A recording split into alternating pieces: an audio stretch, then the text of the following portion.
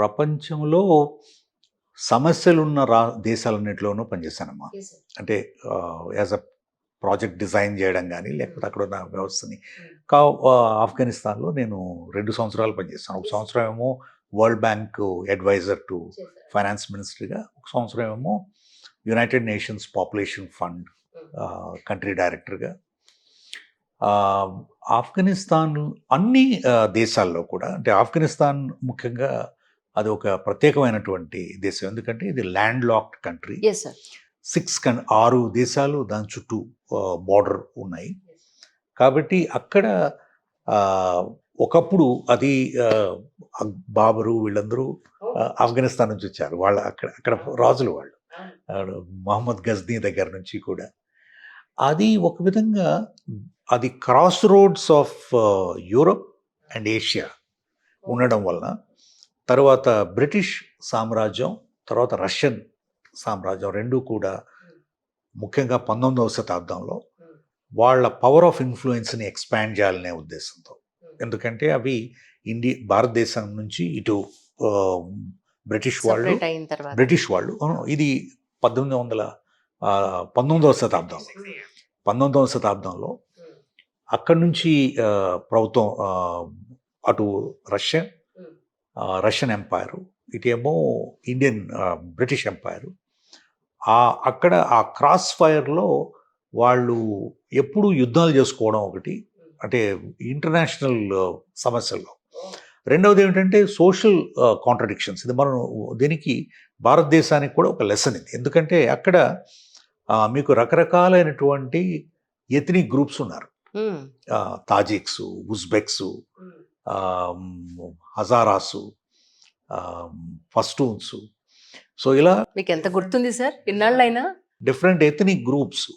అంటే because social construction ఇప్పుడు మనకి ఎలాగా లాంగ్వేజెస్, రిలీజియన్స్, క్యాస్ట్లు ఇలా మనుషుల్ని డివైడ్ చేస్తాయో, ఏ విధంగా ఐడెంటిటీని డెవలప్ చేస్తాయి, అదే ఐడెంటిటీ బేస్డ్ పాలిటిక్స్ వలన, ఈ ఐడెంటిటీని యాంప్లిఫై చేయడం వలన, తరువాత మేము గొప్ప అనుకోవడం వలన, తర్వాత మేమే పరిపాలించాలి ఈ దేశం మొత్తాన్ని, మా పంధాలోనే పరిపాలించాలి అనే ఒక యాంబిషన్ వలన వాళ్ళు ఎప్పుడు యునైట్ కాలేదు.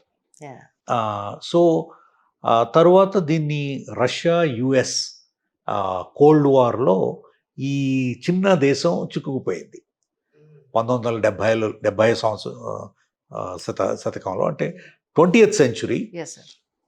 19th సెంచురీలో రష్యా బ్రిటిష్ సామ్రాజ్యవాదం ఏ విధంగా ఈ ఆఫ్ఘనిస్తాన్ని నలిపేసిందో, 20వ శతాబ్దంలో ఈ అమెరికా తర్వాత సోవియట్ రష్యా మధ్య ఈ యొక్క దేశం నలిగిపోయింది.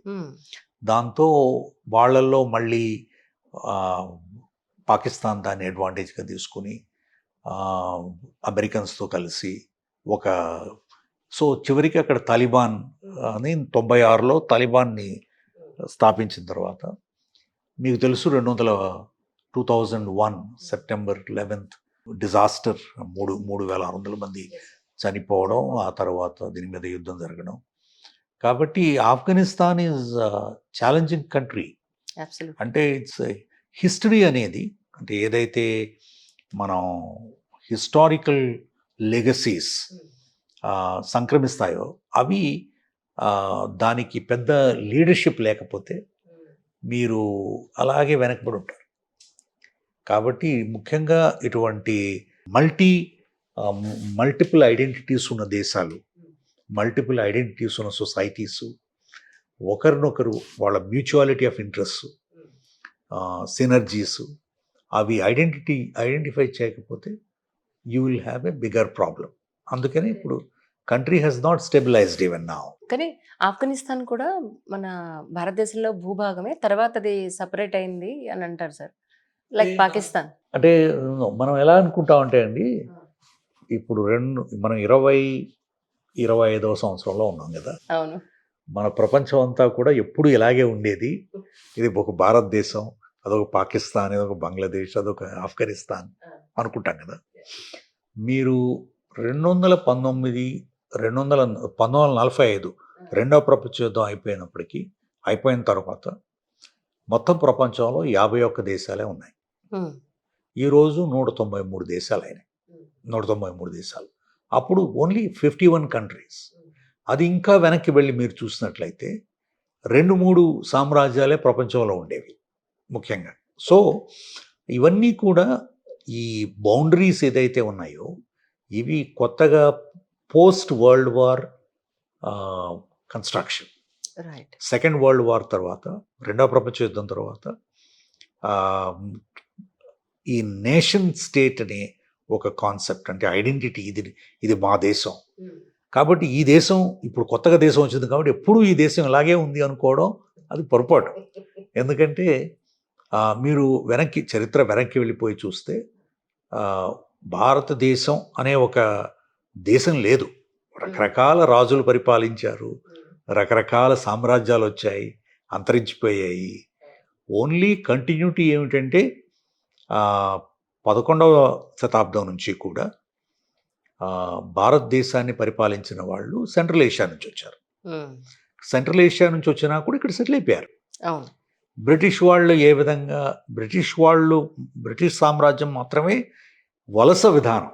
ఎందుకంటే వాళ్ళకి అక్కడ దేశం అక్కడే ఉంది, ఈ దేశం వాళ్ళు కాలనీ కింద పరిపాలించారు. కాబట్టి ఇప్పుడు ఆఫ్టర్ ఈ British agreement with Afghan king తర్వాతనే 1861లోనో ఇప్పుడు